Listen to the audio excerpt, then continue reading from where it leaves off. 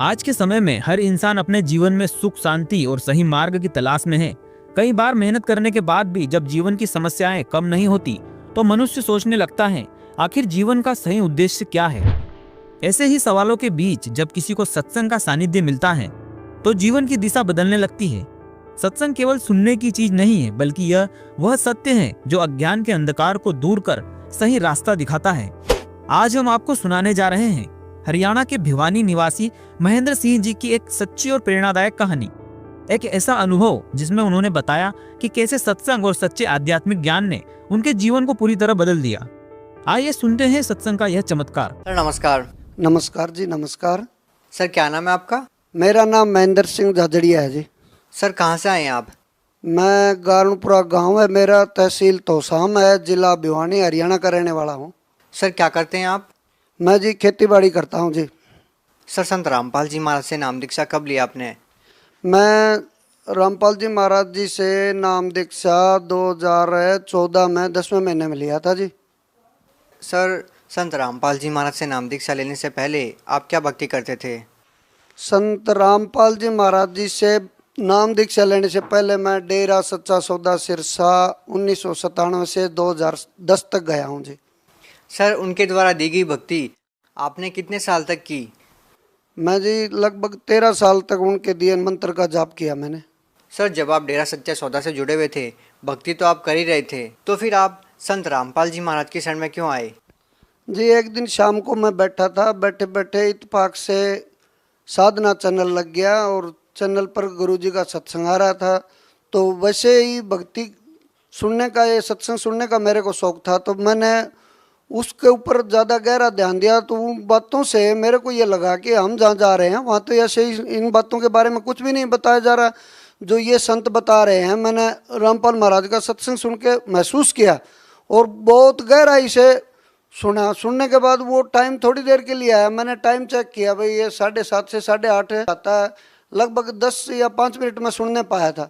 अगले दिन मेरे को ये हुआ, भाई कल ये क्या टाइम आएगा, इसको देखेंगे। तो मेरे घरवाली बोली कि तू क्यों देखा है इसने? मैं बोला जी इसका ज्ञान देख, तू बैठ तो मेरे साथ। बोला अपन तो सिरसा जाते हैं, 13 साल हो गया अपन जाते हुए, तू ये और आज इसका देखा है, कल किसी और का देख लेगा। एक ही जगह रहना चाहिए आदमी ने, नहीं बदलना चाहिए गुरु। मैं बोला तो बदला तो बदल लिए ना, मैं तो इसका सत्संग तो सुनो आप है, कम से कम के बताओ से कंपैरिजन तो करो। तो बोली ठीक है, तर्क देखांगे। अगले दिन फिर मैंने जब वो महसूस किया भाई आज टाइम हो गया, मैं तो बड़ी लगन थी मेरे को, क्योंकि मैं पहले 13 साल से जुड़ा हुआ था और जो मेरे को वो बताया उन्होंने 2 बात ही सुनी थी, 4 बात ही कि ऐसे भक्ति करनी चाहिए, यहाँ प्रमाण है। तो मैं बड़ी गहराई से दूसरे दिन उस टाइम से ही पहले बैठ गया। मतलब जैसे ही सत्संग शुरू हुआ तो मैंने बहुत ध्यान से देखा।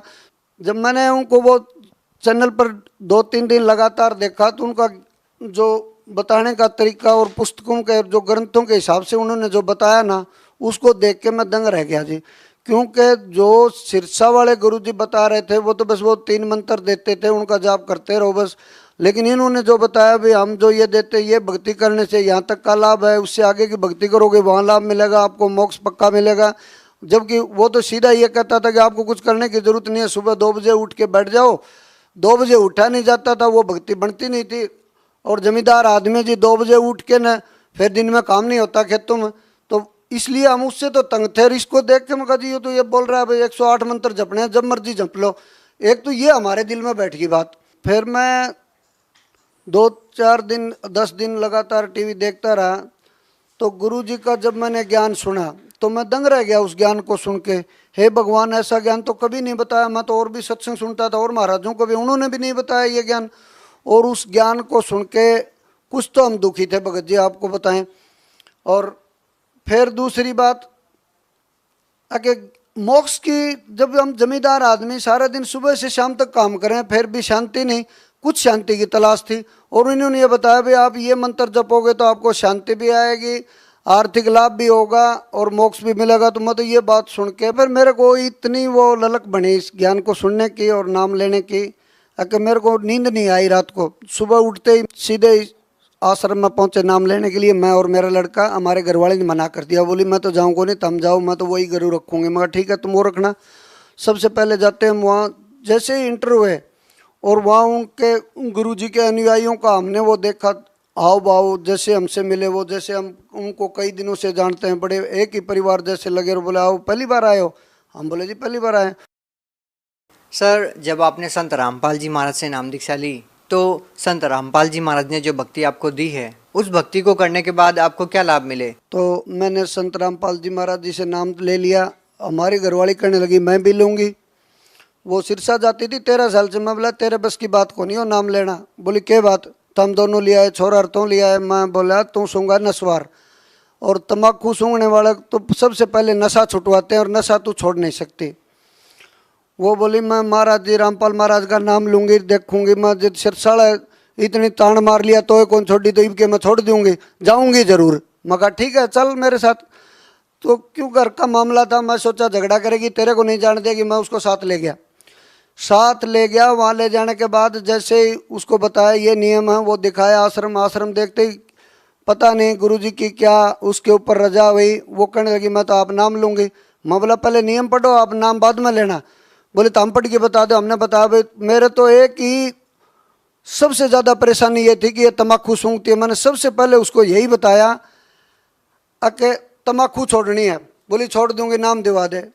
नाम लिया उसने। गुरुजी ने जैसे ही उसको आशीर्वाद दिया, उसके बाद घर आते ही उसने वो डिबिये जितने भी इकट्ठे कर रखे थे तम्बाकू के, भगत जी कितने बताऊं आपको, एक गट्ठड़ बांध के बाहर फेंक के आए खाली डिब्बों के उसके। और उस दिन के बाद से वह लेडीज, आज कोई तम्बाकू सूंघने वाली लेडीज भी मेरे घर पे आ जाती है, उसको कहती है बहन बाहर जा, मारा तम्बाकू के नियम सर, मना थोड़ी सी एलर्जी हो सर तम्बाकू से। तो मैं तो सबसे बड़ा लाभ तो मेरे को इतनी खुशी हुई इस बात की कि हमारे घर से नशा बिल्कुल ही चला गया। तो ये मेरे को लाभ ऐसा हुआ कि 14-13 साल हमने सिरसा 15-15 दिन रह के वहाँ आश्रम में, और रोज़ सत्संग सुनते थे। हमारे कोई मेरी घरवाली का कोई असर नहीं हुआ नशा छोड़ने का। और संत रामपाल जी महाराज के एक आशीर्वाद मात्र से उस दिन के बाद से उसने उस डिबिये को हाथ लगाना तो दूर की बात, कोई सूंघने वाले भी आती है ना तो उससे भी नफरत करती है वो। सर, संत रामपाल जी महाराज से नाम दीक्षा लेने के बाद आपको और क्या लाभ मिले? तो सर एक लाभ ये हुआ कि हम रोज़ सुबह का नित्यनेम और आरती करते थे। तो मैं और मेरा लड़का खेत में पानी लगाने गए, और हमारे नहर का टाइम होता है, मतलब 2 घंटे का टाइम है हमारे खेत का, और 2 घंटे में पानी आता है थोड़ा नहर में। तो हम नहर का पानी चोरी करते थे, आरती भी करते थे, चोरी भी करने का मन बना लिया। तो मेरा लड़का कहने लगा पापा अब तो आरती करके आए हो भाई, चोरी जारी करते हैं जाके मुंडे खे, और आप मेरे को बोल रहे हो भाई पाइप डाल दो और पानी लगाएंगे। तो मैं बोले बेटा अपना खेत कौन भी जब पानी लगाए बिना तो बोला देख लिया। हमने पर मन के मते होके और वो पाइप डाल दिया नहर में, और पानी चला के खेत में आके बैठ गए दोनों बाप बेटा। तो हम आके बैठ गए। हमें बैठे कम से कम मेरा 2 घंटे का टाइम था नहर का, मेरे खेत तक पानी नहीं आया। तो हमने सोचा पीछे कहीं नाली टूट गई हमारी, और हम दोनों पिता पुत्र भागे नाली जाके देखा तो नहर में ही पानी नहीं है। ये बड़ी ताज्जुब की बात हुई। मैंने लड़के से कहा रहा ये तो आप पानी 2 घंटे पहले नहर भरी थी। अब बोला ये तो कोई करिश्मा हो गया। मैं ये क्या करिश्मा हो सकता है भाई, नहर में पानी। हम वो पाइप उठा ले आए अपना खेत में बगा के, हमारा नहर का टाइम चला ही गया था। हम घर आके सो गए। तो सुबह उठ के जब मैं खेत में वैसे ही चक्कर मारने गया तो मेरे को कम से कम 1 कनाल जगह पानी की भरनी थी उस चोरी के पानी से। जाके देखा तो सर जी मेरी वो जगह पानी की फुल पाई। मेरे को बाद में नहर में पानी आया, मेरे से बाद वाला जिसका टाइम था वो वैसे ही उसको मैंने बोल दिया नहर थम गई भाई, पानी नहीं है नहर में। वो रात को पानी आया, पता नहीं गुरुजी की ऐसी रजा हुई कि मेरे को जितना पानी लगाना था उतना पानी मेरी जगह वो फुल मिली मेरे को। अगली बार सत्संग में जब मैं गया तो संत रामपाल जी महाराज आशीर्वाद देते देते आ रहे थे, उस लाइन में मैं भी खड़ा था। तो मैंने प्रार्थना करी गुरुजी मेरा नहर का पानी कम है और मैं पानी के लिए चोरी करनी ज़रूरी हो जाती है क्योंकि हमारे पानी थोड़ा आता है। संत रामपाल जी ने कहा कि बेटा या तो आप नाम छोड़ दो या फिर चोरी करो, 2 में से एक बात बनेगी, दोनों नहीं चलेंगी। तो मैंने बोला ठीक है गुरुजी मैं नहीं लगाऊंगा महाराज जी पानी। तो उसके बाद इतनी जगह तो मैं बोता हूँ और इतनी जगह मेरा भाई बोता है। मैं बड़ा चिंतित था भाई पानी नहीं लगाएंगे, ट्यूबवेल का पानी लगाएंगे तो उससे उपज कम होती है, नहर के पानी से उपज ज़्यादा होती है, हमारी ये शंका थी दिमाग में। तो भाई तो नहर का पानी चोरी कर करके लगा रहा था और मैं ट्यूबवेल से सिंचाई कर रहा था और मेरे दिमाग में ये बात घर कर गई कि अब की बार तो फसल कम हो गई अपनी। मैं थ्रेसर लेके आया खेत में, पहले भाई ने निकलवाई, उसके खेत में 2 एकड़ में 80 मन गेहूँ हुई और मेरे उसके बाद थ्रेसर लगा गेहूँ निकालने लगे तो मेरे खेत में सर जी आप विश्वास नहीं करोगे 125 मन गेहूँ पैदा हुए 2 एकड़ में। मैं उसी टाइम हे बंदी छोड़, मेरे मन से ये निकला कि ये क्या कमाल हो गया भाई। भाई भी चिंतित हुआ, बोला यार मैं इतना पानी नहर का लगाया, तूने एक ही पानी लगाया था नहर का, तो सारी ट्यूबवेल से सिंचाई कर रहा है, तेरे खेत में इतनी ज्यादा गेहूं कैसे हुई, तूने मेरे भरोटे ठा लिए कि वो तो अपने मजाक में बोल रहा था, लेकिन मैं संत रामपाल जी महाराज को मन ही मन धन्यवाद कर रहा था। हे गुरुदेव, मेरे को नहीं पता था, हम तो अनजान जीव हैं, हमें नहीं पता था कि ऐसा भी हो सकता। मैं आपको क्या बताऊं सर, उस टाइम कोई मेरे पास शब्द नहीं था, मैं अंदर से इतना वो भावुक हो गया कि क्या करें, कैसे हुआ ये, गुरुजी ने तो इतना बड़ा वो कर दिया, इतनी आप भक्ति भी नहीं करते, आप तो चोरी की सोचते थे। तो लड़का बोला पापा अब की बार सत्संग में जाएंगे तो आप संत रामपाल जी महाराज जी को बताना है ये बात। मैं बोला पक्का बताऊंगा। और अगले सत्संग में जैसे ही उस लाइन में मेरा नंबर आया, मैंने गुरु जी से कहा गुरुदेव अब तुझ बुद्धि जीव है, हम नहीं समझते आपकी छोटी छोटी बातों को, आपने तो नहर का पानी चोरी करने से मना किया था, लेकिन मैं नहीं समझा कि मेरी खेत में पैदावार भी इतनी ज़्यादा हो जाएगी, मैं नहीं समझ सका था। तो उन्होंने मेरे सिर में थप्पड़ मार के कहा विश्वास रखो पगले, ऐसे मत किया करो तुम लोग। उस दिन मेरे को बहुत दृढ़ विश्वास हुआ भगत जी। उस दिन के बाद से हमने ना तो कभी नहर की तरफ देखा भाई पानी है या नहीं है, बस अपने को तो खेत में काम करना, पानी है तो नहर का लगा लिया, नहीं ट्यूबवेल का लगाना। और कभी भी फिर हमने ये जो लोग सारे गांव में बिजली की चोरी करते हैं, और लड़का बोला पापा मीटर ठीक करा ले और तार नहीं लगाना, अपन जो बिल होगा पक्का भरेंगे। मैं बोला पहले तो अपन नहीं भरते थे, बोला गुरु जी का नाम लिया तो यो भी भर के देख। उसके बाद से मेरा बिजली का बिल कंटिन्यू आ रहा है, लेकिन इतना लिमिट में आता है कि भगत जी मैं अफोर्ड कर सकता हूँ उसको, और कंटिन्यू बिजली का बिल भर रहा हूँ। हमें अब चोरी से इतना डर लगता है कि पाप होगा, और अगर कोई भी ये महसूस कर लेगा तो ये अपने एक भ्रष्टाचार मिट जाएगा। मैं तो ये महसूस किया वहाँ जाके।